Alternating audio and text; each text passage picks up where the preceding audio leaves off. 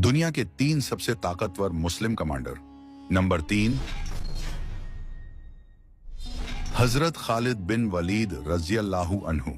ये ऐसे कमांडर थे जिन्हें प्यारे नबी ने सैफुल्लाह यानी अल्लाह की तलवार का लक़ब दिया था।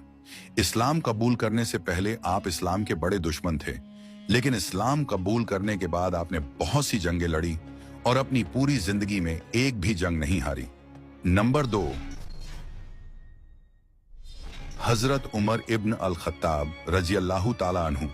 इस्लाम के दूसरे खलीफा और दुनिया के सबसे ताकतवर मुस्लिम लीडर थे।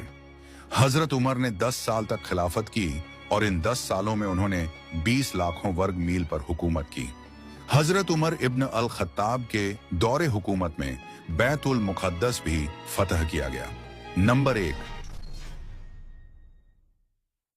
इस्लाम के चौथे खलीफा हजरत अली रज़ियल्लाहु ताला अन्हु।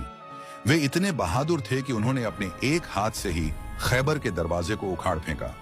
हालांकि खैबर की जंग एक ऐसी जंग थी जो मुसलमानों के लिए बहुत मुश्किल थी, लेकिन खैबर कैसे न फतह होता, क्योंकि मुसलमानों की क़यादत अल्लाह के शेर यानी हजरत अली के हाथ में थी।